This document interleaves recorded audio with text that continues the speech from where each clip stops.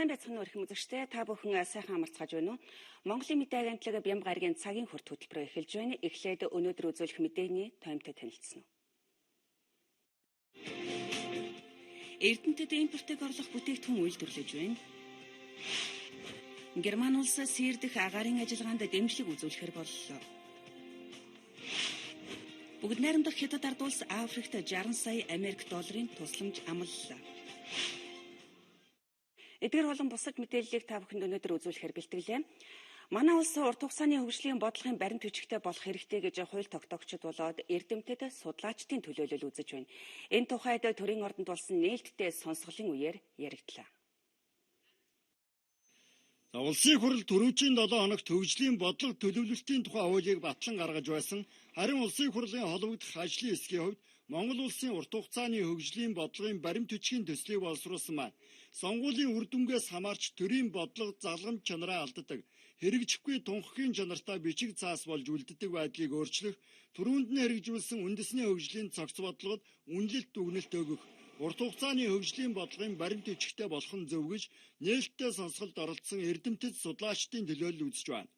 Одоо Монгол улс хөгжлийнхэн хөтөлбөрийг урт хугацаагаар 15 жилээр ингээд чиглэлийг гаргая. Намууд сонгуульд орохдоо сонгуулийн мөрийн хөтөлбөрийг хийхдээ энэ үндсэн чиглэлийн хүрээнд хий. Тэгэхээр энэ бол урт хугацаанд мөрдөгдөх төрийн бодлого. Харин нэгдсэн үндэсний байгууллагаас 2030 он хүртэлх хугацааны доктортой хөгжлийн зорилтыг тодорхойлж холбогдох баримт бичгийг батлаад байгаа юм. Тухайн зорилттой уялдуулж улс орнууд хөгжлийн бодлогоо тодорхойлох шаардлага үүсээд байгааг олон улсын байгууллагын төлөөлөл тайлбарлаж байна.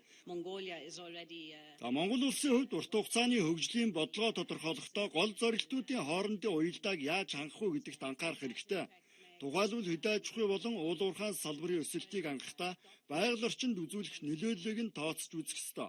Бас эдийн засгийн гол зорилтууд нь байгаль орчин, нийгмийн болон ядуурлыг бууруулах чиглэлийн зорилтуудыг хангахад яаж нөлөөлөх үү гэдгийг тооцох, өөр хоорондын уялдааг нь хангахад анхаарах хэрэгтэй гэж нэгдсэн үндэсний байгууллагын суурин төлөөлөгч хэлж байна.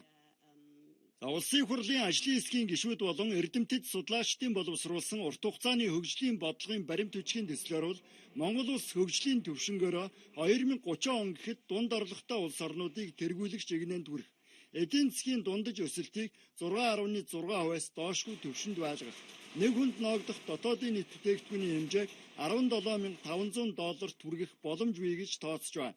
2016 оноос 2030 оны хугацаанд хүн амын ядуурлыг бүрэн арилгах, иргэдийн дундаж наслалтыг 78 хүргэх, эдийн засгийн доктортой өсөлтийн нөхцөлийг хангах тухай заалтуудыг бодлогын баримт бичгийн төсөлд тусгасан байна. Улсын хурлын холбогдох ажлын хэсгийн гишүүдийн хувьд Монгол улсын урт хугацааны хөгжлийн бодлогын баримт бичгийн төслийг улсын хурлд өргөн мэдүүллээ. Цагийн хүрт хөтөлбөр өнөөдөр тэтгэврийн шинэтгэлтэй холбоотой сэдвийг хөндөж байна. Улсын их хурлаараа энэ 7 хоногт хамтын тэтгэврийн тухай хуулийг батлаж гаргасан нь тэтгэврийн шинэ хэлбэр болж байгаа юм. Бид энэ удаад тэтгэврийн настай холбоотой сурвалжилгуудыг хүрэхээр бэлтгэлээ. Тэтгэврийн насыг хэдээр тогтоох вэ? Одоо байгаа эрэгтэй 60, эмэгтэй 55 наснда тэтгэврт гарч байгааг өөрчлөх үү гэдгийг нийгэм хоёр янзаар хүлээж авдаг. Хот суурин газар тэтгэврт гарах насыг тодорхой хэмжээгээр уртасгах хэрэгтэй гэж үздэг бол харин хөдөөнийхэн тэтгэврийн насыг наашлуулах хүсэлтэй. Зарим төлөөллийн саналыг энд хүргэе. Би энэ насыг бол болж байгаа л гэж үзэж байгаа. Одоо бол ерөнхийдөө боломжийн хэмжээ гэж үзэж байгаа ш. 60 хүрч чадахгүй шхол марг явчихдгийг штэ нөөсч. Ажлын хүнд ачаалтаа ингэж явж ирж байгаа усууд штэ.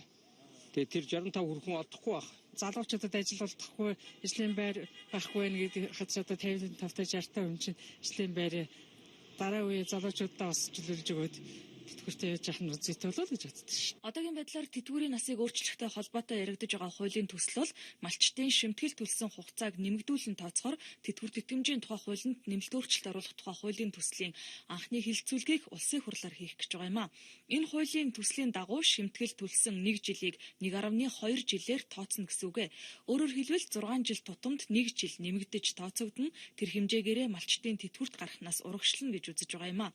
Нийгмийн даатгалын тухай хуулийн дагуу дагуу малчид нийгмийн даатгалд сайн дураараа даатгуулах боломжтой боловч тогтмол мөнгөн орлогогүйгээсээ болоод маш бага хувь нь шимтгэл төлж даатгуулж байгаа юм а. За тухайлбал 2014 оны жилэтсийн байдлаар нийгмийн даатгалд буюу тэтгэврийн даатгалд сайн дураараа 181 мянган иргэн даатгуулсны 32.7 мянган малчид байсан байна. Энэ бол нийт малчдын ердөө 11% байжээ. За хууль батлагдсанаар 290 орчим мянган малчдын нийгмийн хамгааллын асуудлыг шийдвэрлэхэд томоохон алхам болно гэж үзэж байгаа. За хуулийн төслийн анхны хэлэлцүүлэг эх 7 хоногт улсын хурлын чуулганаар яригдах төлөвтэй байна. Манайд өндөр насны тэтгэврийн эргэцэн орчныг шинжлэх ажлуудын энхүү эд үргэлжилж байна. Харин Америкийн нэгдсэн улсад энэ асуудлыг хэрхэн шийддэг талаар өнөөдрийн зочин мэдээлэл өгнө. Зочны ярилцлагыг Америк дахь Монголын мэдээ агентлагийн сурвалжлагч Уран Чимэг Вашингтон хотноос бэлтгэн ирүүлсэн юм а. Манай өнөөдрийн зочин өөрөө бас сонирхолтой нэгэн байгаа юм. Вашингтон хотын Арлингтон дүүргийн захиргаанд ажилладаг монгол хүн өнөөдрийн зочноор урагдсан. Сайн мэцгааны өрхмөнд үзэгчтэй. За өнөөдөр бид Америкийн нэгдсэн улсын өндөр насны тэтгэвэр тэтгэмжийн тогтолцооны тухай ярилцахаар Америкийн нэгдсэн улсын Виржиниа мужийн Арлингтон дүүргийн захиргааны ажилтан Батмөнхийн төгөлдөртөө уулзаад байна. Танд орой минь хүргэе. Сайн орой минь. Тэгэхээр юуны өмнө нийгмийн даатгалын тогтолцоо нь ер нь ямар зарчмаар явагддаг юм бэ гэдэг талаар эхлээд мэдээлэл өгье. За Америкийн нэгдсэн улс холбооны улс тий. Нийгмийн зорилттой бүлэг өндөр настан тэтгэж алдсан гэр бүл мөн хэлбэрийн чадвар алдсан иргэдэд үзүүлэх нийгмийн даатгал, нийгмийн үйлчилгээг багцаар нь social security гэж нэрлэж байгаа. За social security гэдэг маань монголоор бол нийгмийн даатгалын сантай юм гэдэг. Чиг үүргээ дүүж яадаг. За нийгмийн даатгалын шимтгэл бол сайн албан ёсны даатгалд хамаарна. Америкийн нэгдсэн улсын иргэнтэй Америкийн нэгдсэн улсад хууль ёсоор оршин сууж байгаа бүх иргэнд албаны засгийн газраас social security number гэж олгосон байдаг. Энэ нь бидний ойлголтоор хувь хүний регистрийн дугаар юм тий. За тухайн регистрийн дугаараар хүн амын орлогын албан татварыг татаж авах мөн бас нэг томоохон хэсэг нь болохоор нийгмийн даатгалын шимтгэлийг ажил эрхэлж байгаа бүх хүмүүс ингэж нийгмийн даатгалын санд татан төлрүүлэх юм чиг үүрэгтэй байдаг. Нийгмийн даатгалын ер нь хичнээн төрөл байна. За нийгмийн даатгалын дотроо үндсэндээ хоёр том хэсэгт хувааж болно. Мэдээж тэтгэврийн даатгал, тэгээд халамжийн даатгал гэсэн. Тэтгэврийн даатгалын дотроо бас хоёр хуваагдаж байна. Энэ нь болохоор өндөр насны тэтгэвэр, мөн Medicare буюу эрүүл мэндийн даатгал гэсэн бас нэг тусдаа сан байдаг. Үндсэндээ энэ гурван төлөв ойлгож байна. Тэгээд нийгмийн халамжийн дотроо бас олон газар явна шүү дээ. Тэгэхээр нийгмийн даатгалын сангаас тэтгэвэр тэтгэмж авах нөхцөл болцоо нь хизээ яаж бүрддэг юм бэ? За ерөнхийдөө өндөр насны тэтгэвэр олох ерөнхийдөө ирэх үүсэхийн зарчим бол ерөнхийдөө Монголын нийгмийн даатгалын төстэй. За тэтгэврийн насыг бол ерөнхийдөө эд тэтгэврт гарах нас буюу 62, бүрэн тэтгэврт гарах нас буюу 67 нас гэж ингэж хувааж үздэг. Тэтгэврийн энэ нас бол ерөнхийдөө хүн амын дундаж наслалтай холбоотой. Ерөнхийдөө тэтгэврт гарах насыг сүүлийн хэдэн 10 жил байнга ингэж дээшлж ирсэн байна. Хамгийн сүүлийн хуулиар 67 болгох тогтоосон байна. Бүр хувийн зарим тэтгэврийн даатгалын сангууд 70 гэж заасан байна шүү дээ. Хүйс бол хамаарахгүй байна. Зөвхөн нас. Хүйс хамаарахгүй. Зөвхөн нас шимтгэл төссөн ийм л хоёр үндсэн юм байна. Мэдээж тэгээ сая тэгээд 62 нас хүрсэн хүн эд тэтгэврт гарч болно гэдэг байна шүү дээ. Энэ бол насны шалгуур байх нь хоёрдугаарт нь шимтгэл төлсөн жил буюу ажилласан жилийг мэдүүлэх гэдэг байна шүү дээ. Үүнийг яаж тооцдог вэ гэхээр кредитээр тооцдог гэж зүйлсэн тийм. Тэгэхээр өөрөөр хэлэх юм бол тэтгэврт гарах хамгийн анхны шатны эрх нь 40 кредитээс үүсдэг. Тэгэхээр юу гэж ойлгох вэ гэхээр 40 кредиттэй 62 нас хүрсэн хүн эд тэтгэврт гарьяа гэх өөрчлөх боломжтой гэсэн үг. Нэг жил 4 кредит үүсэж чинь гэж түрүү өөрөө хэлсэн тийм ээ. 40 кредит үүсэхийн тулд хичнээн жил ажиллана гэсэн үг. Тий, ойролцоогоор 10 жил. Ойролцоогоор 10 жил ажиллана. 40 кредит үүслээ 62 нас хүрсэн бол тэтгэврт гарах нөхцөл бүрднэ гэж ойлгож байна тийм ээ. Эд тэтгэврээс нэрлэж байгаа. Эд тэтгэвэр нь юу гэсэн үг гэхээр ерөнхийдөө 67 наснд бүрэн тэтгэврээр ирсэн шүү дээ. Тэгэхээр 67 наснд хүрсэн тодорхой кредитийн шаардлага хангасан хүн бүрэн тэтгэвэр авах боломжтой. Гэтэл 62 наснда тэтгэврт гарвал яах вэ гэхээр жишээл хуваар буурда бодчихдог. Бүрэн тэтгэврийг. 67 наснд авах хэрэгтэй байсан тэтгэвэр нь бүрэн тэтгэврийг үзэх юм бол 62 наснд гарах юм бол тухайн тэтгэврийн 30% бууруулаад байна шүү дээ. Тэгээд энэ одоо нас ингээд 62, 63, 64 явах тусам бууруулж бодож байгаа хувийн хэмжээ багасаад явдаг. Жишээлбэл 63 наснд одоо 25%, 64 наснд 65 наснд 13.3% гэжлэнгээр. Ингэж явсаар байгаа 67 наснда тэтгэврт гарсан хүн 100% одоо бүрэн тэтгэвэр авах боломжтой. 40 кредит хүрээгүй бол 62 настай байсан ч тэтгэвртэй гарч болохгүй юм тийм ээ? Болохгүй гэх юм бол тэр ажилласан жил мэдрээ олох тэр ажилласан жил хүрээгүй гэсэн ойлгох байна шүү дээ. Энэ тэтгэврийн насандаа одоо хүрсэн л бол шууд ингээл одоо хуулийнхаа дагуу тэтгэвртэй гарах хэрэгтэй тийм ээ? Тэрийг одоо хүн болгон иргэн бүр өөрийнхөө толгойд бүр маш сав ухамсарласан байдгүй. Тийм, тэрийг бол мэдээж те 67 нас хүртэл бол хүн өөрөө шийдэн шүү дээ. Гарах 67 наснда бол хүн тэтгэврт гарна гэж заасан байгаа. Тэтгэврт гарна. Тэгээд 62-оос 65 жил явах хугацаанд хүмүүсийг 67 наснда бүрэн тэтгэврт гаргуулах тийм бас урамшуул явж идэг. 62 наснаас эхлээд нэг одоо тэтгэврт гараагүй те хүлээсний одоо тийм кредит гэж олгож идэг байхгүй юу.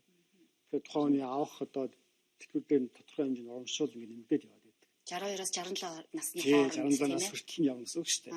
Тэгэхээр тэр хүмүүс чинь нөгөө эрт тэтгэвэр авахгүйгээр хүлээж аваад урамшуул авч явсаар байгаа 67 насны дээр очиж бүрэн тэтгэвэр авах. Энийг одоо урамшуулж идэг. Яг бол нийгэм дадлын санг одоо ингэж хоослуулахгүй байх тийм ийм бодлого явж байна. 67 настай хүн бүрэн тэтгэвртэй гарлаа гэж бодъё тийм ээ. Тэгэхээр одоо тэр хүн 40 кредит 0 эртний үүссэн байлаа гэж бодоход сард ер нь тэр хүний ойролцоогоор авах өндөр насны тэтгэврийнх нь хэмжээ хэд байх вэ?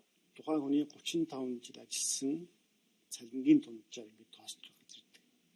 Тэгээд тэн дээрээ 135 хүртэлх хувийг тэр хүн одоо авах боломжтой. Хамгийн доод цалин гэдэг маань 800-аас 1030 доллар гэдэг юм л да. Тэгээ бодох юм бол ерөнхийдөө 1200 орчим доллар, 1300 доллар орчим авах боломжтой. Энэ яг бага сонсогдож байгаа явуулч тухайн хүний олж исэн цалинтай харьцуулах юм бол өндөр тэтгэврт тогтож байгаа гэсэн. Ерөнхийдөө сүүлийн судалгаагаар ингээ харах юм бол Америкийн нийгмийн дадлалын сангаас тэтгэвэр авч байгаа нийт одоо иргэдийн дундад тэтгэвэр 1230 гэж гарсан байна. 1230 сарын орлого нь тийм ээ. Тийм. Тэгэхээр ерөнхийдөө тэтгэврийн доод дээд хэмжээ гэж байхгүй байх нь шүү дээ, тийм. Ердөөсөө л хэдэн кредит үүсгэсэн. За тэгээд дээр нь одоо насны хэмжээ ингээл болох нь тийм ээ. Тийм, нас гэдэг манаас харьцангуй ойлголт. Энд чинь нэг бас ажилласан салбараас хамаардаг. Жишээ цэргийн юм уу, эмнэлгийн өөр янз бүрийн одоо бүр салбар заагаад насыг бас заасан байдаг байхгүй юу. Тэгэхээр цэрэгт явсан юм бол хаагүй ногоолжсэн тогтолцоо байдаг шүү дээ. Тэгэхээр энэ нийгмийн даатгалын сангаас энэ улсаас авж байгаа энэ орлого өндөр настангуудад одоо тийм хангалттай орлого байж чаддаггүй. Энэ бол их ерөнхийдөө бол чадахгүй гэж хэлж байна.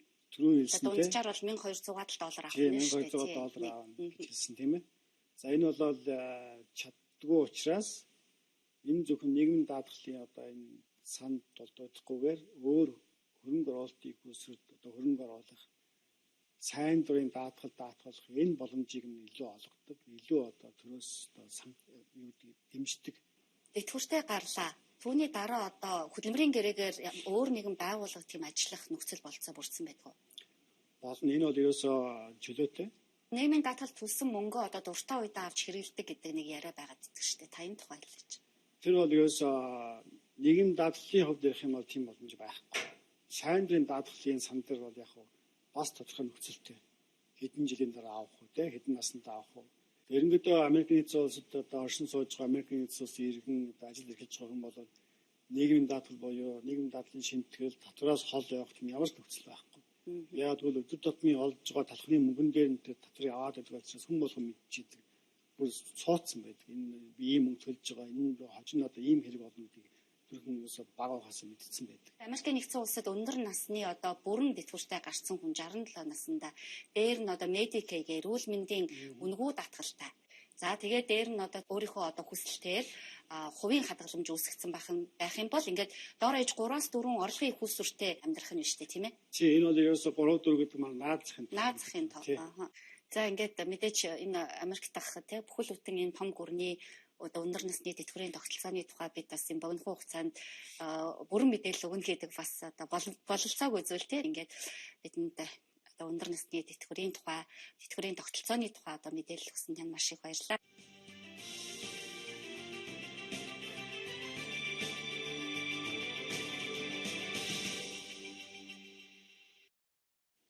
Та бүхэн Монголын мэдээ агентлагийн Бямб гарагийн цагийн хурд хөтөлбөрийг шууд үзэж байна. Монголд кино урлаг үүсэж өвсний 80 жилийн ог энэ онд тэмдэглэж байгаа юм. Их ойн баяраа киночид өнөөдөр тэмдэглэлээ. Монголын кино урлаг 80 жилийн түүхтэй. Гэхдээ миний кинотой холбогдсон түүх 2 жилээр илүү. Өмнө нь би дуугүй кино үздэг байсан гэж ардын жүжигчин Хайдав 80 жилийн ойн баярын үеэр дурсамжаа хаваалцлаа. Яг түн шиг кино урлагийн салбарыг гарын 10 хуруу шиг мэддэг. Энэ салбарыг үлгийдэж, хөгжүүлсэн, сэтгэл зүрхээ зориулан зүтгэсэн киночдын баяр өнөөдөр боллоо. Жүжигчин, зохиолч, дуу оруулагч, нүүр хувиргагч, зураглаач, гэрэлтүүлэгч, хувцс жижиг хэрэгсэл хариуцсан ажилтан гэд бүгд дурсамжаа хаваалцсан юм. Уран сайхны киноны оргил үе бол ерөөсө 60-аас 80 он одоо энэ яг өөрчлөлт байгуулалтын үе хүртэл 60-аад онд яг мэрэгжлийн одоо Монголын ерөөсө өнөөдрийн хамгийн шилдэг найруулагч операторууд одоо Москвагийн кино урлагийн дээд сургууль төгсөж ирсэн одоо нэгэн үе гаргаж ирсэн юм шилдэг одоо жишээлбэл Бунтургай, Сумхуугай, Дамдангай Монгол киноны түүх улс орны түүх юм уу да гэж бодож байдаг. Олон сайхан найз нөхдөд тэр улсууд Валжинамч байдаг юм уу одоо Валжинам багш байна, Баатар гэдэг байна. Жигжид гэдэг энэ хүмүүсийн дээрээс хосч доочлон гантыг зураг авахыг хард тэдэнд туслах гэж бас сүлд нь тэдэнд мөдөрөгч кино хийж авсан даа баяр. Тэгээд миний хувьд даалшхам төрлийн баримтах нээс бүлгээр бол нэг 100 гарах үстэй. Монгол киноны ихтгэлийн өв санд бол Монгол кинонд үе уламжлагдаж дамжиж ирж хадгалагдсан өчнөө тооны хувцс хэрэглэл, жижиг хэрэглүүд байдаг. Одоо энэ л их жишээ нь Мандгайцсан хатан кинонд хэрэглэгдсэн жижиг хэрэглэл одоо авдар, энэ хивс, одоо энэ сүлд, одоо эдгээр зэрэг бол өчнөө байгаа. Зөвхөн төлөөлөл болгоод энд нэг их хэсгийг авчирсан энэ байгаа. Энэ бол Мандгайцсан хатны хэрэглэжсэн, кинонд хэрэглэжсэн хэрэглэл. Улсын нийслэл Улаанбаатар хот хэрхэн өргөжин тэлж, барилга байшин хэрхэн сүндэрлэн босч байсан тухай аман хуур киноноос бид үзсэн. Хүүхдүүддээ ч үзүүлж хотын эхлэл ийм байсан маа гэж ярьж өгнө. Яг л энэ кино шиг цогттайж, Мандухай Сэзэн хатан, Мартагдашгүй намар гэд тухайн үеийнхээ түүхийг өгүүлэх, харуулах бүтээлүүд олон байдгийг судлаачид хэлж байна. Гэхдээ үе үеийн түүхийг кино хэлсэнд буулгадаг энэ голдрал сүүлийн 20-од жилд алдагдсан. Кино урлагийг дэмжих төрийн бодлого байхгүй учраас 80 жилийн түүхээ эргэж хараад баярлаж бахархах зүйл олон ч ирээдүйдээ санаа зовж байгаагаа киночид нусангүй. Хүн одоо Монголдод хэдийгүй одоо гадаадд кино гаргах хэрэгтэй. Гадаадд Монголын тухай, Монголын соёл иргэншлийн тухай энэ сүүлчийн нүүдэлчдийн соёл иргэншил ард түмний үжил баримтлал юу байдгийг одоо энэ нэмийг л гадаад үзүүлж чадахгүй бол одоо бидний хэрэг байхгүй. Тийм учраас одоо төр засагч анхаарах хэрэгтэй, бид нар ч анхаарах хэрэгтэй. Одоо ямар нэгэн хэлбэрээр энэ Монголынхоо түүх, соёл, ёс заншил, ард түмнийхөө хүсэл эрмэлзлийн бүх юм шингээсэн айгүй хөөрхөн сайхан кинод тэгээд Монголыг гадаад сурчлахад л хамгийн том одоо зорилт маань орж байна. Өнөөдрийн байдлаар Монгол кино урлагийн сан нийтдээ 2000 гаруй бүтээлтэй. Түүний 200 гаруй нь уран сайхны кино, 1400 гаруй нь баримтат кино, 400-аад нь орчуулгын кино байдаг байна. За харин энэ салбарт хүчин зүтгэж амьдралаа холбосон уран бүтээлчдийн тоо 2000 холт авчээ. Майн баярын 47 жил, Октябрийн 19 жилийн ойн баяр нэртэй тус бүр нэг бүлэг дуугүй киног 1936 онд хийж байсан нь Монголын үндэсний кино урлагийн эхлэл байсан юм. Монгол кино урлагийн түүхийг бичлсэн үе үеийн уран бүтээлчдийн дурсамж дурсгалаар бүтсэн сэтгэлд мөнхөрсөн Монгол кино номыг кино урлагийн 80 жилийн ойд зориулан гаргасан байна. Монголын кино урлагт хүндтэй байр суурь эзэлдэг олонний танил уран бүтээлчид төдийгүй кино үйлдвэрлэлийн арын албан зүтгэдэг үе үеийн ажилтнуудын амьдрал уран бүтээлийн тухай сэтгэл чингсэн Монгол кино номонд оруулжээ. Дижитийн жигжид, бигзийн балчин нэм, жигжидийн бэндэр, гомжавын жигжид сүрэн, дэлгэрийн батуулга тэргүүтээ гэрсүүдрийн эзэд, жамингийн бунтар, халтрын дамдан, арвжаагийн дорж палмаар удирдуулсан найруулагчид гээд дурдаад барахгүй олон уран бүтээлчдийн ур ухаан шингэсэн бүтээлийг 80 жил дэлгэцээр дамжуулан үзэгч олонд хүргэжээ.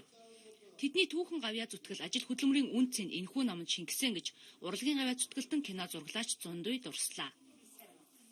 Монголын кино урлагийн төлөө ажиллаж байсан улсууд аз жаргалтай, ажил хөдөлмөр ихтэй, бас ядрах, зүдрэх, баярлах бүхэл хүний амьдрал байдаг амьдралын түүхэн замлагаан туулсан тэр дурсамжуудаасаа бичсэн ийм ном байгаа. Ийм ном бол унших түмнийгээр төснөр Монголын кино урлагийн 80 жилийн түүхийг нэлээд дэлгэрэнгүйгээр одоо чин сэтгэлээсээ эгэл хүний үгээр олж уншиж мэдрэх болно. Кино урлагт нэг насныхаа хүч хөдөлмөрөө зориулсан ч олонний дунд алдаршдаггүй нуугдмал бөгөөд чухал ажилчид бол арын албаныхан.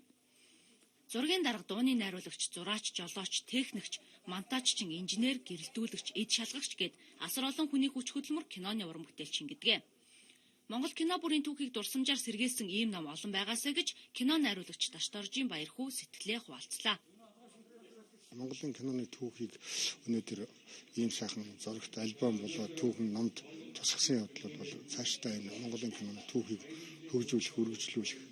За тэгээд дараагийнхаа үед их чухал өв боллоо, соёлын өв болж үлдэж байна гэж би бодож байна.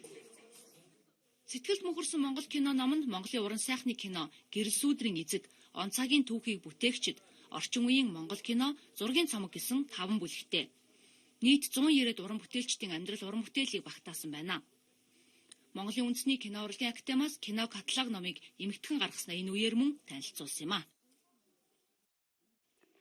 Хятадын зохиолч Зян Рүний зохиолоос сэдвэлсэн Чонон сүлд киног өнгөрсөн жил манай үзэгчид их хэл дээр орчуулсан хувилбараар нь үзэж байсан. Үүнтэй адилаар Хятадын уран бүтээлчдийн хийсэн киног монгол хэл рүү, Монголын уран бүтээлчдийн хийсэн киног хятад хэл рүү хөрвүүлэх талаар холбогдох байгууллагууд гэрээ байгуулсан байна. Хятад хэлний гэгээ дээд сургууль нь Бээжингийн гадаад хэлний их сургуулийн орчуулга судалгааны төвтэй хамтран ажиллах санамжчиг байгууллаа. Бээжингийн гадаад хэлний их сургууль нь Хятадын соёлын орчуулга судалгааны сүлжээний өдөр тутмын ажиллагааг хариуцаж, Хятадын уран бүтээлүүдийг гадаад хэл дээр орчуулж түгээх үүргийг давхар хүлээдэг юм байна. Маш товчоор хэлэх юм бол жил болгон хоёр тал биеийнхээ 10 зохиолыг орчуулах юм байна. Тэгээ манай зохиолч тогтоодоос ярьдаг л да болж Хятадын сүлжээд орчуулсан гээд тэр энэ замд нэгдэж байгаа юм л да. Санамж бичгийн өрөөнд зөвхөн киноноос гадна ном зохиолуудыг ч харилцан орчуулж, хоёр орны соёлын солилцоонд хувь нэмэр оруулах талаар тохиролцлоо. Өнөөдөр Бэлгийн тооллын өвлийн тэргүүн сарын 25. Энэ өдөр шарын шашныг үндэслэгч Богд Зонхов орчлонд мэндэлж мэлмээ гийсэн, жанж халж үйл далдалсан хэмээн Бурхны номонд заасан байдаг. Тиймээс монголчууд эрт дээр үеэс энэ өдрийг тэмдэглэж, зуул өргөж, буян үйлдвээс хийсэн буян нь хэд дахин арвиждаг гэж үзсээр ирсэн юм а.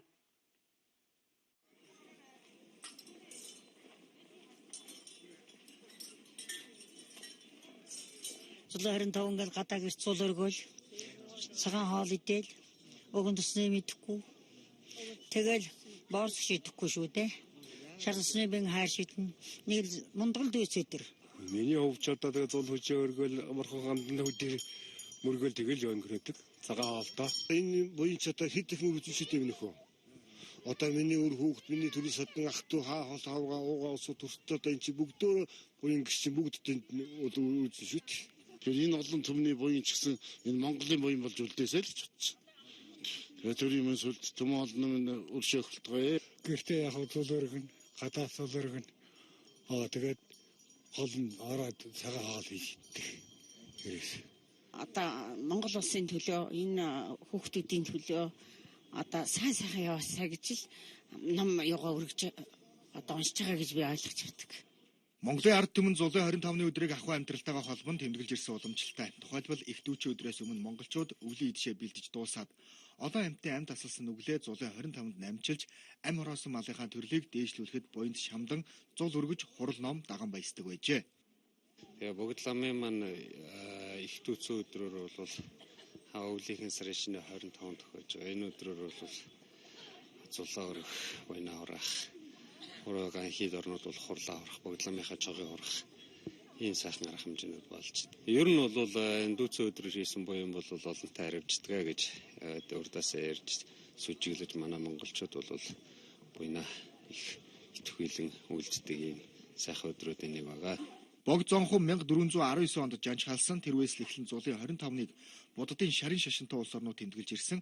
Энэ өдөр Богд Зонховгийн магтаалын тарин нэгдмийг олон дахин уншваас сүсгтэн олны буян аривжин хэмээн Бурхны номонд заажээ. Одоо үзүүлэх мэдээллийг Эрдэнэ хотоос бэлтгэлээ. Дэлхийн зах зээлийн үнээс үйлдвэрийн ашиг орлого нь байнга хэлбэлзэж байдаг Эрдэнэт үйлдвэр импортыг орлох бүтээгдэхүүн үйлдвэрлэж эхэлсэн байна. Ингэснээр жилд 2.9 тэрбум төгрөгийг хэмнэх боломжтой юм. Эрдэнэт үйлдвэрийн засвар механикийн завод жижигхэн эрэг болтноос эхлээд уул уурхайн үйлдвэрлэлд шаардлагатай голдуу импортоор оруулж ирдэг бүтээгдэхүүнийг үйлдвэрлэж эхэлсэн. За үйлдвэрийн хэмжээнд импорт орлого бүтээгдэхүүн үйлдвэрлэх хөтөлбөр батлуулж энэ хөтөлбөрийн хүрээнд нийтдээ 2.9 тэрбум төгрөг хэмнэх тооцоо гаргасан байна. Сүүлийн жилүүд бол одоо манайх импорт орлого бүтээгдэхүүндээ тусгай програм гаргаж ажиллаж байгаа. Ерөнхий механик хэлцээ батлуулаад. За ингээд одоо энэ жилийн эхний 9 сарын байдлаар бол бид нэг 2.9 тэрбум төгрөгийн ашигтай нэг 34 нийт төлөв бүтээгдэхүүн бол үйлдвэрлэж байна. За энэ ажил маань бол он дуустал үргэлжлэн програмын дагуу. За энэс бол ихэнх импорт оруулж байгаа бүтээгдэхүүний ихэнх хэсгийг бол манай баяжуулах фабрикийн бүтээгдэхүүнүүд эзэлдэг юм. Өнгөрсөн 6 дугаар сард ашиглалтанд орсон баяжуулах фабрикийн өөрөө нунтлах хэсгийн 2 тэрбум бий. Энэ тэрбумын хуйгийг засвар механикийн заводод үйлдвэрлэж байна. Бүтээгдэхүүний хамгийн гол үзүүлэлт бол чанар байдаг. За яг өнөөдрийн байдлаар бидний үйлдвэрлээд өгсөн бүтээгдэхүүнээс л яг чанарын шаардлага хангахгүй байна гэсэн одоо гомдлол хэрэглэгчийн зүгээс л ирээг байна.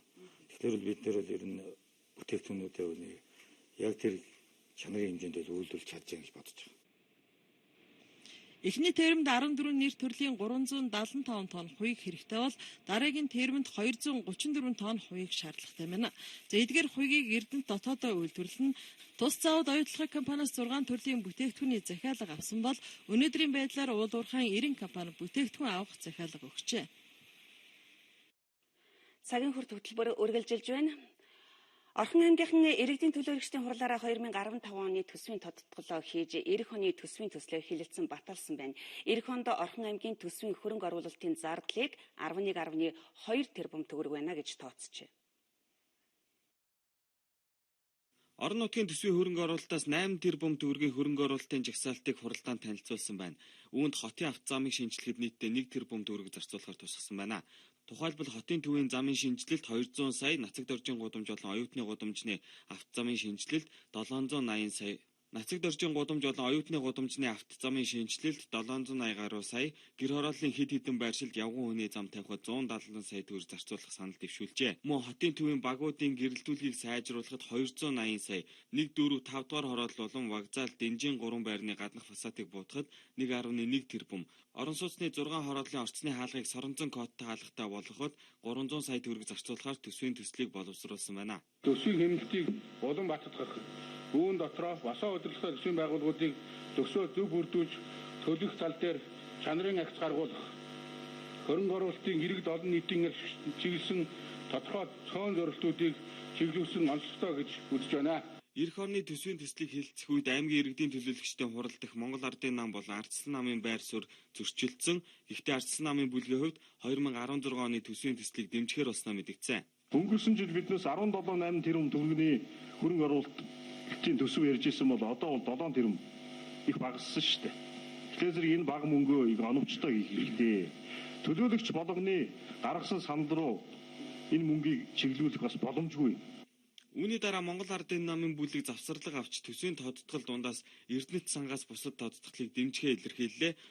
Учир нь Эрдэнэт санд тодтгол хийж байгаа 200 сая төгрөгийг аймгийн иргэдийн төлөөлөгчдийн хурлаас батлаагүй байхад зарцуулсныхаа дараа хилцүүлж байгаа тул дэмжих боломжгүй гэсэн юм а. Түүнчлэн эх оны төсвийн төсөлд төлөөлөгчдийн санал тусаагүй гэр хороолол орон сууцны байруудад хийгдэх хөрөнгө оруулалт тэгш бус байгаа тул санал хураалтанд оролцохгүй гэж мэдэгджээ. Ийхүү 2015 оны тодтогсон төсөв болон эх оны төсвийг аймгийн засаг даргын тамгын газраас танилцуулсан төслөөр нь батллаа.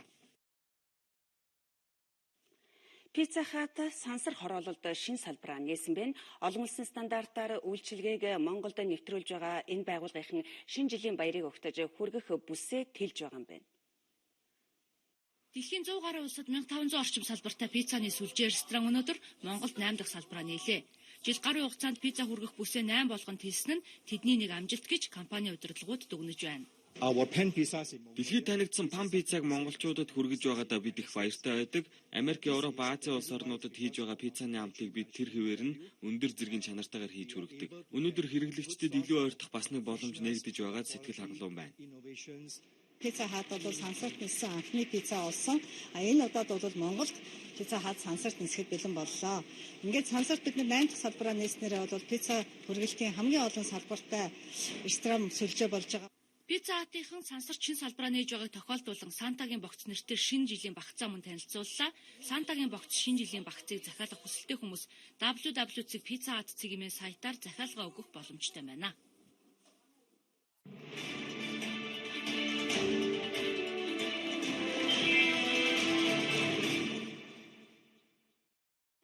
Одоо та бүхэн хилийн чандад өрнсөн үйл явдлын мэдээллийг хүлээн авч үзнэ үү? Өчигдөр Германы парламентын доод танхим Сирия дэх Исламын улс бүлэглэлийн эсрэг агаарын цэргийн ажиллагаанд дэмжлэг үзүүлэх хэсэг асуудлаар санал хураасан байна. Санал хураалтанд нийт 598 хууль тогтоогч оролцсноос 445 дэмжиж 146 нь эсрэг санал хураалгаснаар 134 сая еврогийн өртөг бүхий энэ төлөвлөгөө батлагдсан байна. Парисын халдлагын хариуцлагыг өөртөө хүлээсэн Исламын улс бүлэглэлийн эсрэг тэмцэх олон улсын нэгдсэн эвсэл байгуулахаар Францын ерөнхийлөгч Франсуа Олланд өнгөрсөн 7 хоногт томоохон улс орнуудын удирдагчид түүний дотор Их Британий ерөнхий сайд Дэвид Кэмерон, Германы канцлер Ангела Меркель нартай яриа хэлэлцээ хийсэн. Энэ хүрээнд л хав гарагт Их Британи улсын парламентын доод танхим Сирия дэх Исламын улс бүлэглэлийн эсрэг агаарын цэргийн ажиллагаанд нэгдэхийг дэмжиж улмаар тус улсын нисэх онгоцнууд тус бүлэглэлийн байршилд агаараас цохилт өгч эхлээд байгаа юм. Үүний араас Герман улс тус агаарын цэргийн ажиллагаанд 1 жилийн хугацаанд дэмжлэг үзүүлэх төлөвлөгөөг ийхүү баталлаа. Гэхдээ одоо дайчлагдах 1200 гаруй цэрэг бүхий баг бүрэлдэхүүн нь байлдааны ажиллагаанд оролцохгүй. Харин торнадо загварын 6 онгоц нь Сирийн нутаг дэвсгэрт тандалт хийж тагнуулын мэдээлэл цуглуулах бол бас нэг онгоц нь Францын онгоцнуудыг агаарт түлшээр цэнэглэх үүрэг гүйцэтгэнэ. Үүнээс гадна Францын нисэх онгоц тээвэрлэгч Шарль де Голль хөлөг онгоцыг хамгаалахад дэмжлэг үзүүлэх зорилгоор Герман улс газар дундын тэнгист байлдааны хөлөг онгоц байрлуулах юм байна. 2000 оноос хойш 3 жил тутам зохиогдож байгаа Хятад Африкийн хамтын ажиллагааны чуулга уулзалт өчигдөр Өмнөд Африкийн бүгд найрамдах улсын Йоханнесбург хотноо нээлттэй хэлээ. Чуулга уулзалтын үеэр бүгд найрамдах Хятад ард улсын дарга Си Цзиньпин Африк тивд ирэх 3 жилд 60 тэрбум Америк долларын тусламж үзүүлнэ гэж мэдэгдсэн байна. Хятад улс 2006 оноос хойш Африкийн орнуудад өгөх зээл тусламжийн хэмжээгээ эрс нэмэгдүүлсэн.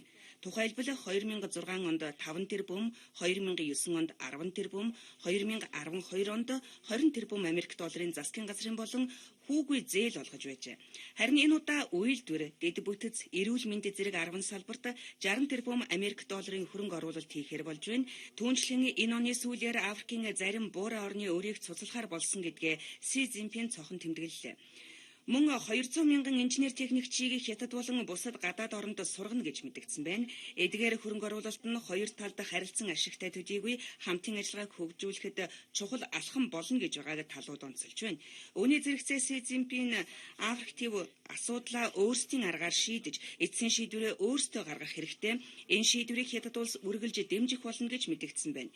Хятадын даргын энэ үгийг олон улсын шинжээчид Африк төв дэх Хятадын хөрөнгө оруулалт хичнээн нэмэгдсэн ч Хятад улс дотоод асуудалд нь оролцохгүй гэсэн агуулгатай хэмээн тайлбарлаж байна. Газрын тос экспортлогч орнуудын байгууллага АПЕК Венд хийсэн дээд хэмжээний уулзалтынхаа дүнд нефт олборлолтын хэмжээг одоогийн түвшинд нь хэвээр үлдээхээр шийдвэрлсэн байна. Одоогийн байдлаар энэ байгууллага албан ёсны хэмжээнээс 2 сая баррелаар илүү өдөрт олборлож байгаа юм. Нефт худалдан авагч орнуудын өнөөгийн эдийн засгийн байдал мөн дэлхийн эдийн засгийн нөхцөл байдлыг харгалзан бид олборлолтоо одоогийн түвшинд нь үлдээхээр шийдвэрлэлээ гэж АПЕК-ийн тэргүүн Нигерийн нефтийн сайд Эммануэль Ибе Качикву мэдэгдлээ. Гэхдээ тэр тодорхой тоо хэмжээ нэрлсэнгүй. Мөн тус байгууллага нефт олборлолтын хувь хэмжээгээ өөрчлөх асуудлыг 2016 онд хэлэлцэхээр хойшлуулсан байна. Иран улс хизээ зах зээлд гарч ирэхийг бид мэдэхгүй байна. АПЕК-ийн хүрээнд дэх олборлолтын хэмжээ байн өөрчлөгдөж байгаа. Тиймээс бид энэ асуудлыг дараагийн уулзалт болтол хойшлуулахар шийдсэн гэж АПЕК-ийн ерөнхий нарийн бичгийн дарга Абдалла Эл Бадри ярьсан байна.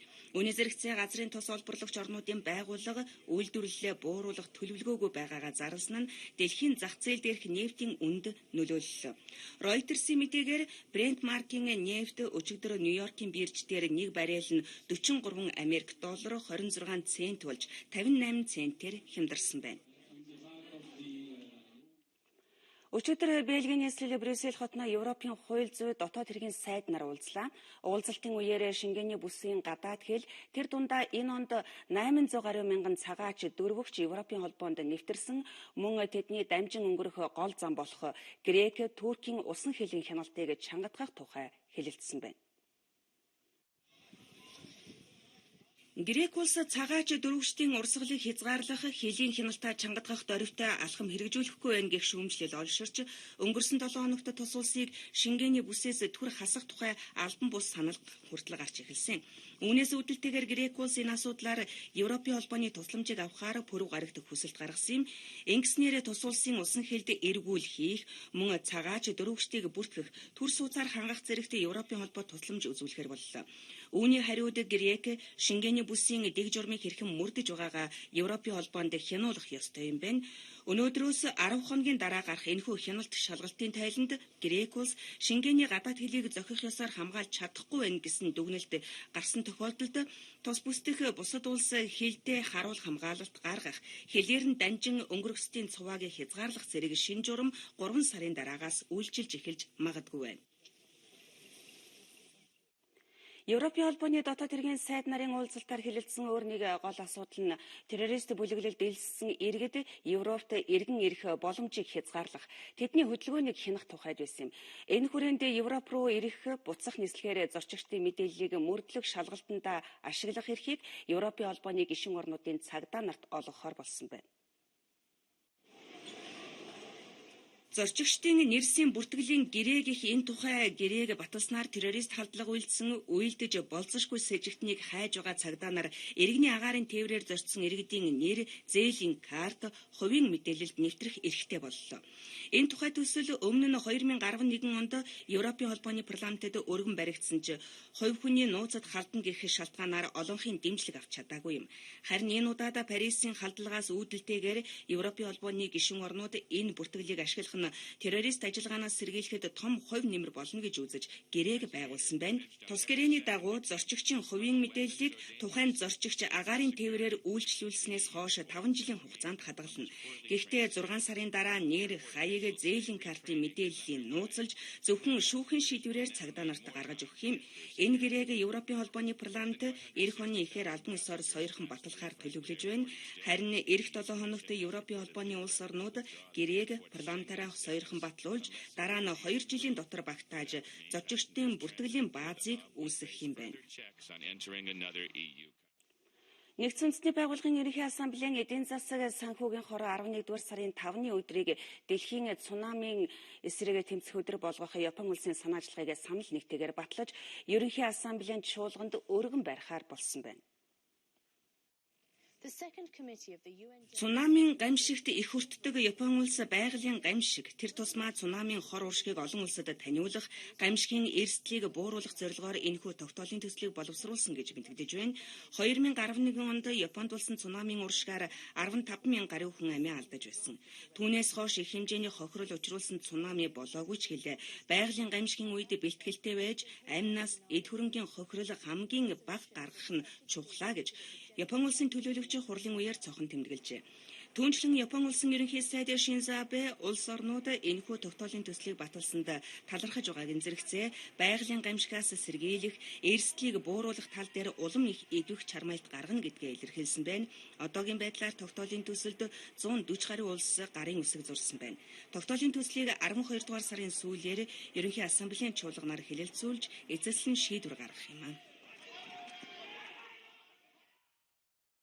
Хэдэн хормын дараа үзэгч та бүхэн их спортын мэдээллийг хүлээн авч үзээрэй. Мэргэжлийн сумууд барилдах бүгчүүдийн сонгон шалгаруулалт боллоо. Евролигийн 8 дугаар тойрог өндөрлсөн байна. Coca-Cola Zero боулинг тэмцээний шигшээ тэмцээн эхэллээ. Эдгээр болон бус мэдээллийг бид өнөөдрийн спортын мэдээгээр үзэгч та бүхэндээ үзүүлэхээр бэлтгэлээ. Монголын боулинг сонирхчдын холбоо MCS Coca-Cola компанитай хамтран жил бүр Coca-Cola Zero боулинг тэмцээнийг зохион байгуулдаг. Энэ тэмцээний шигшээ тэмцээн өнөөдөр Big Bowling-ийн төвдөө эхэллээ. Монголын боулинг сонирхчдын холбоо нийгмийн хариуцлагыг амжилттай хэрэгжүүлэгч MCS Coca-Cola компанитай хамтран 2010 оноос эхлэн 6 дахь жилдээ Coca-Cola Zero Bowling Championship тэмцээнийг зохион байгуулж байна. Тэмцээн 1-р сард эхэлж хэвлэл мэдээллийн салбар, элчин сайдын хамт, банк санхүү даатгал, спортын холбоод, Монгол уурхай, газрын тус, боловсрол эрүүл мэнд, мэдээлэл технологи, хууль эрх зүй, дэд үтс, бизнесийн гэсэн 10 гаруй салбарын дунд зохион байгуулагдсан. Салбар тус бүрээс эхний 3 байр шалгарсан нийт 21 багийн дунд 2015 оны аврагчлуулах шигшээ тэмцээн өнөөдөр Big Bowling-ийн төвдөр эхэллээ. Энэ удаагийн тэмцээн нийтдээ 21 багийн тамирчид оролцсон ур чадвараа сэрэн өрсөлдөж байна. За эхний багууд маань урьдчилан шатны бүх багууд 4 тоглолтыг баг тус бүр хийгээд энэс гарсан хамгийн өндөр оноо авсан 4 тоглолтын нийтбэр дүнгээр хамгийн өндөр оноо авсан 8 баг маань гарч плей-оффын системээр буюу 1-ээр гарсан 8 дахь, 2-оор гарсан 7 дахь гихчмаар зурж тэмцээний өнөөдөр аваргуу тодорно. Одоогийн байдлаар хамгийн өндөр оноо Монголын спортын сэтгүүлчдийн холбооны баг тэргүүлж байна. За тэгэхээр дараагийн ээлжний тоглолтууд бас арай гараагүй байгаа тоглогдоогүй учраас тэрийг хүлээх гэж байна. Манайх Улаанбаатар цэцэрлэгийн төгс үжээ төрийн компаниас оролцож байгаа. Сүүлийн 6 жилийн тоглолтоос 1 хүрэл медаль, 2 мөнгө медаль авсан байгаа. Пенадаас энэ жил ямар пенальт үлдсэн байна. Тэгээд ямарсан шаш тоглолтонд Coca-Cola Zero Bowling Championship тэмцээн боолын сонирхчдын хүсэн үлээдэг тэмцээн болсон төдийгүй бэрийн дулаан хөгжиж чадсан бөгөөд өнгөрсөн хугацаанд нэмэгдүү тэмцээнд давхарцсан тоогоор 4000 гаруй тамирчин оролцжээ. Мөн эхний 8 баг Монголын боолын сонирхчдын холбооноос 2016 оны 2 дугаар сард зохион байгуулах холбооны цом 2016 тэмцээн, нийслэлийн засаг даргын дамгын газартай хамтран зохион байгуулдаг City Cup 2015 тэмцээний шилдэг 8 багтай халз тоглолтод оролцох эрхтэй болно. Манай хөрөнд болсон спортын уралдаан тэмцээний мэдээлэл үзэгч та бүхэндээ танилцуулъя. Монголын хөлбөмбөгийн холбооноос зохион байгуулж байгаа энэ оны ээлж тэмцээн болох футзалын улсын аврагчлуулах тэмцээн өнөөдөр хөлбөмбөгийн холбооны футзалын ордонд 3 дахь өдрөө үргэлжиллээ. Монголын хөлбөмбөгийн холбооноос зохион байгуулж байгаа футзалын улсын аврагчлуулах тэмцээний 3 дахь өдөр C-хэсгийн тоглолтууд боллоо. Эхний тоглолтод ялгагдаад байсан Мон Юнайтед баг энэ өдөр хэсгийн тэргүүлэгчдийн нэг болох Бепро багтай тоглож энэгүй тоглолтод өрсөлдөгчөө хоцсноор ижлэхэн 3 оноотой болсон байна. Мөн хэсгийн тэргүүлэгч DMU баг FC Номац багтай тоглож энэгүй тоглолтод хожигдсноор энэ хэсгийн байдал тун сонирхолтой болоод байна. Тэгвэл 1-р хэсгийн тэргүүн клуб Элчин баг энэ өдөр Титан клубын багийг 13-5 хацаатайгаар хоцсноор 6 оноотой болж энэ удаагийн тэмцээний дараагийн шатнд өрсөлдөх анхны эрхийг авлаа. Харин үүний дараа B хэсгийн тэргүүн баг Баянгол FC клуб ээлж төвшрөө болох Мазала S багийг хоцсноор хэсгээс гарах болцлоо хангасан байна. Энэ тэмцээний дараагаар Монголын хөлбөмбөгийн холбооноос 12 дугаар сарын 12-ны өдөр оны шилдэгүүдийг тодруулах алтан бөмбөг ёслолын ажиллагааг зохион байгуулах юм. Энэхүү ёслолын үйл ажиллагааны бэлтгэл ажил ямар төвшөнд яваа талаар бид өнөөдөр дараа тодруулах хийлээ. Санал өгөх хэрэгтэй хүмүүс гэх юм бол за дээд лигийн 9 багийн ахлагч дасгалжуулагч, за тэгээ 1-р лигийн бас ахлагч дасгалжуулагч, за мөн спортын 14 сэтгүүлчийг бид нэр сонгосон байгаа. За энэ спортын 14 сэтгүүлч нь бол одоо тухайн жилдээ дотоодын хөлбөмбөгийн талаар тэ хамгийн олон мэдээ сурвалжлага одоо нийтлэл бичсэн гэдгээр нь бол ерөнхийдөө бол одоо сонгон шалгаруулсан байгаа. Монголын хөлбөмбөгийн холбооноос зохион байгуулж байгаа футзалын 2015 оны улсын аваргын тэмцээнд хот дөөгөө шалгарсан шилдэх 32 багийн хөлбөмбөгчид ур чадварын сарын өрсөлдөж байна. Футзалын 2015 оны улсын аваргууд энэ сарын 12-ны өдөр тодорхойлно. Японы мэрэгжлийн сумогийн 60 дахь аварга Монгол улсын хөдөлмөрийн матар гавь тэмэрчийн Хакко даваа жаргалын үүсгэн байгуулсан Хакко-сан за Монголын сумогийн холбоо Японы Асахи Гакко сургуультай хамтран өсвөрийн сумоочдын дунд өнөөдөр сонгон шалгаруултыг зохион байгууллаа. Эндээс шалгарсан 2 залуу сумооч Японы Асахи Гакко сургуульд суралцаж цаашдаа мэрэгжлийн сумод барилдах эрхээ авлаа. 1991 оны 11-р сард Японы мэрэгжлийн сумо өөхийн Ошимо дэвжээний багш Монгол ирд сонгон шалгаруулалт явуулан 6 монгол хүүхдийг мэрэгжлийн сумод сонгон авч ирсэн түүхтэй билээ. Монгол улсын гавь тэмэрчин Кёкшүзан Батбаяр, Кэгтэн хот Цэвгнэм, Кэгтэнзан инхут нарын мөчүүд мэрэгжлийн сумод төлдөг гарснаас хойш Монголын мөчүүдийн түүхэн амжилтын буухай эхэлсэн. Өнөөдрийн байдлаар мэрэгжлийн сумод Монгол улсаас 40 орчим мөчүүд барилдаж Монгол мөчүүд сумод үзүүлж болох бүхэл амжилтанд хүрээд байлаа. Мэрэгжлийн сумогийн 60 дахь аварга Монгол улсын хөдөлмөрийн матар гавь тэмэрчин Хакко даваа жаргалын санаачлагаар дахин 2 залуу сумоочдыг үлдээж мэрэгжлийн сумод барилдуулахар боллоо. Хакко-сан Монголын сумогийн холбооноос зохион байгуулсан өнөөдрийн сонгон шалгаруулалтанд нийтдээ 21 бүх оролцлоо. Энэхүү сонгон шалгаруулалтыг Японы Асахи Гакко дом сургуулийн захирлуулан тус сургуулийн сумогийн багш нар ирж хуулирдээ явуулсан юм а. Асахи Гакко гэж одоо 110 жилийн түүхтэй Японы Токиод байдаг ах сургууль маань Монголоос одоо ах ангидаа 2 хүүхдийг сонгон шалгаруулж Японы одоо сургуулийнхаа 100% тэтгэлгээр суралцахаар сонгон шалгалт ирсэн байна. Тэгээд энэ бол нас нь 2001 оны Нас 2000 оны хооронд төр сүгүүдээс бид нар одоо сонгон шалгуултыг хооронд нь барилуулаад ингээд багш нь өөрөө сонгоод 20 хүүхдийг сонгоо авч явах гэж байна. 25 жилийн өмнө анх удаа ингээд гүгтэй гоцыг нэм гөгшөөсөө ингээд явж ирсэн бол одоо ингээд өөрөө одоо ингээд энэ шалгуултанд нь ороод манай гөгшөө бая дээр ингээд ирээд ингээд хүүхдүүд явж сайхан байна уу гэдэг ганцхан нүгээр одоо логсохгүй дараагийн маш олон сургуулиуд Японд Монголын тамирчид явах сонирхолтой болсон. Одоо бейсболын тамирчдэгтэл одоо нөгөө Америкээс авдаг байсан тий. Одоо хөл бөмбөг Аргентин гэл ингэж явдаг гэсэн өнөөдөр одоо сумол гэх юм бол өдөөсөл Монголоос л бэлдээ гэдэг ийм одоо тогтчлоо шүү дээ. Одоо тийм учраас одоо манай сумокийн холбоор олон багц сургууль, дээд сургуулиас захиал өгж байгаа. Монголд очиж одоо ирээдүйн аваргуудыг бэлдээ гэдэг одоо эхнээсээ ингэж манай хавхаа аваргын одоо шугамаар орж иж байна тэгээд. Манай сургууль Харамаа Пүжи аваргын Исэка Хама дэвжээтэй хамтран ажилладаг. Монголд ирээдүйн шилдэг бөхчүүдийг сонгон шалгаруулах зорилгоор ирээд байна. Сумаа бүхэл ёслолоор эхлээд ёслолоор дуустдаг. Монгол хүүхдүүд энэ бүгдийг маш сайн эзэмшсэн байна. Эндээ сайн бөхчүүд тодорно гэдэгт би итгэлтэй байна. Японы Асахи Гакко сургууль нь мэрэгжлийн сумуугийн талд гаруй Харамаа Пүжи бямдэрж барилдаг Исэка Хама дэвжээтэй хамтран ажилладаг юм байна. Өнөөдрийн сонгон шалгаруулалтаас шалгарсан 2 залуу бүх 3 жилийн хугацаатай тус сургууль суралцах бөгөөд энэ хугацаанд сумуугийн төрлөөр зохиолох тэмцээн уралдаанд оролцож цаашдаа мэрэгжлийн сумууд барилдах уу, цаашаа үргэлжлүүлэн суралцах уу гэдгээ шийдэх юм байна. Өнөөдрийн сонгон шалгаруулалтанд Говь аймгийн Тэс сумын яриад, Чойжилсэрэн, Баянгор аймгийн Баянцгаан сумын яриад, Залуу сумууч Талаабаатар нар амжилттай оролцож тэнцлээ.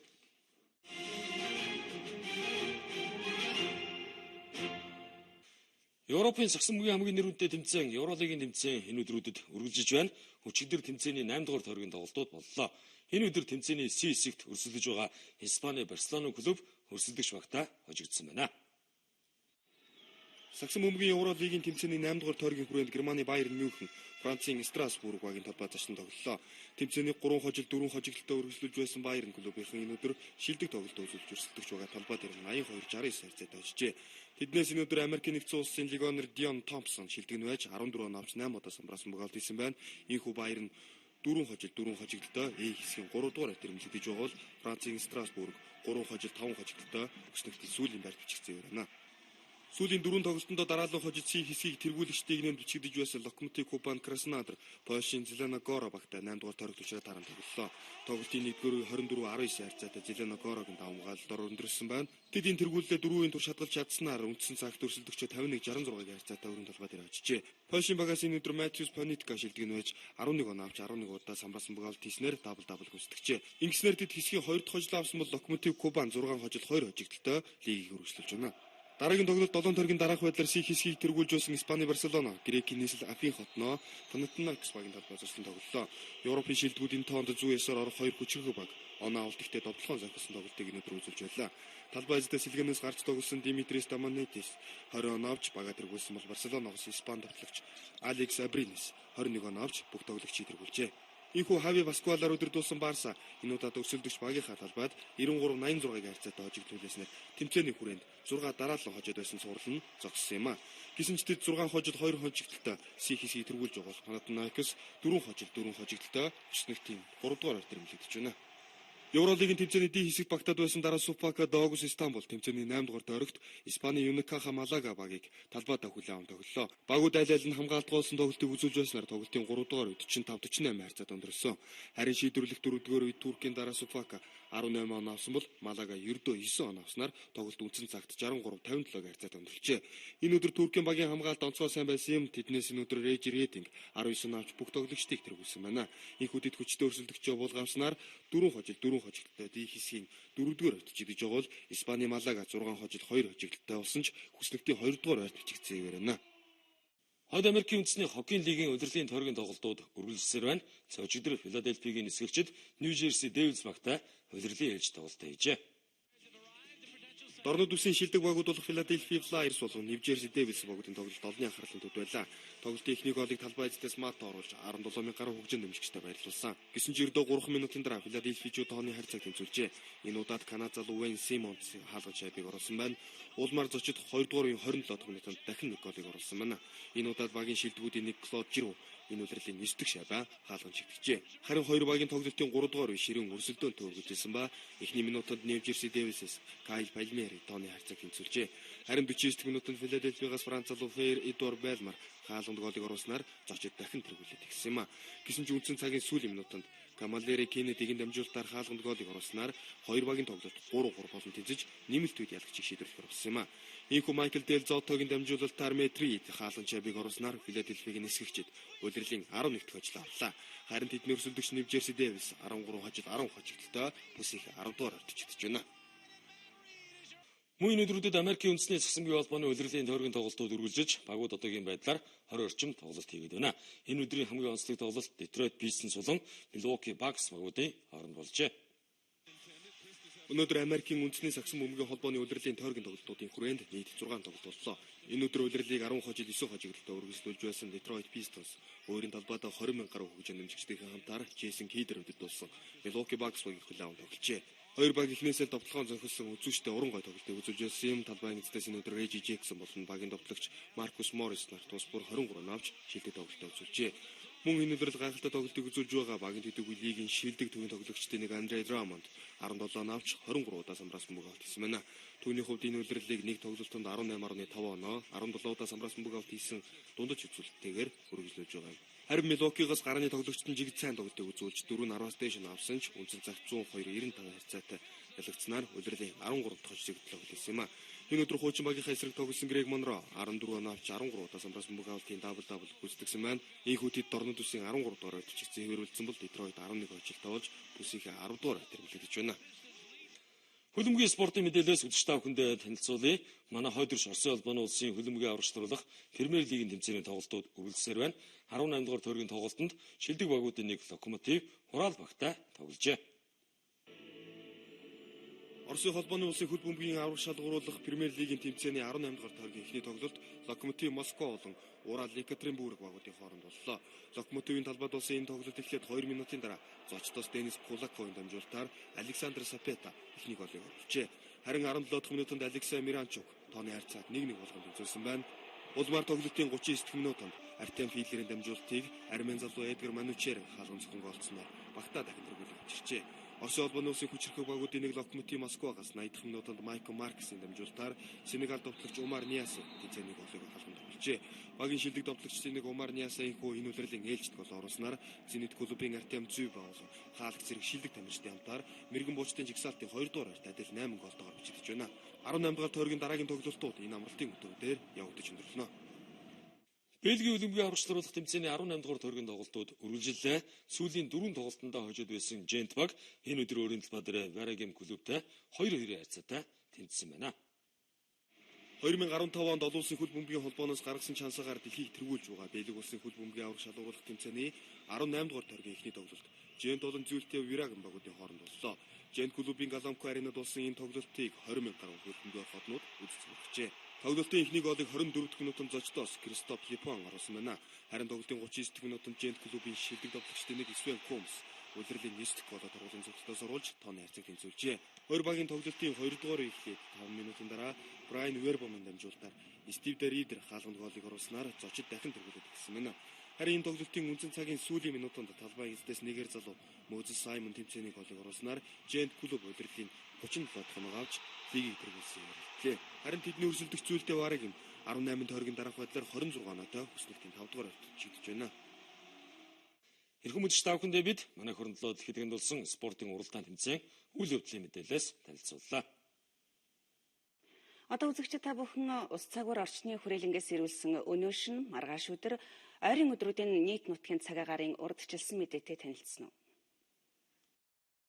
Үлгий хотод 13 градус хүйтэн маргааш өдөртөө 2 градус хүйтэн байна. Улаангомд шөнөдөө 16 өдөртөө 10 градус хүйтэн. Ховдод шөнөдөө 16 өдөртөө 3 градус хүйтэн. Алтайд шөнөдөө 16 өдөртөө 2 градус хүйтэн байна. Улаастай хотод шөнөдөө 18 градус, өдөртөө 4 градус хүйтэн. Тосон цэнгэлд шөнөдөө 21, өдөртөө 11 градус хүйтэн байна. Баян хонгорт өнөөш нь 16 градус, маргааш өдөртөө 3 градус хүйтэн. Мөрөнд шөнөдөө 17, өдөртөө 4 градус хүйтэн байна. Хатгалд шөнөдөө 17, өдөртөө 4 градус хүйтэн. Цэцэрлэгт өнөөш нь 12 градус хүйтэн, маргааш өдөртөө 2 градус хүйтэн. Хар хоринд шөнөдөө 13 градус, өдөртөө 1 градус хүйтэн. Арвайхирт өнөөш нь 13, маргааш өдөр 2 градус хүйтэн. Булганд шөнөдөө 19, өдөртөө 4 градус хүйтэн. Дарханд шөнөдөө 16, өдөртөө 7 градус хүйтэн байна. Эрдэнэтэд өнөөш нь 15, маргааш өдөр 2 градус хүйтэн. Чойрт шөнөдөө 18, өдөртөө 10 градус хүйтэн байна. Сүхбаатарт шөнөдөө 18, өдөртөө 9 градус хүйтэн. Зүүн хараад шөнөдөө 21 градус, өдөртөө 8 градус хүйтэн байна. Зүүн модод шөнөдөө 18 градус, өдөртөө 8 градус хүйтэн. Багнуурт шөнөдөө 24, өдөртөө 10 градус хүйтэн байна. Чингис өнөөдөр шөнө 24 градус хүйтэн хонон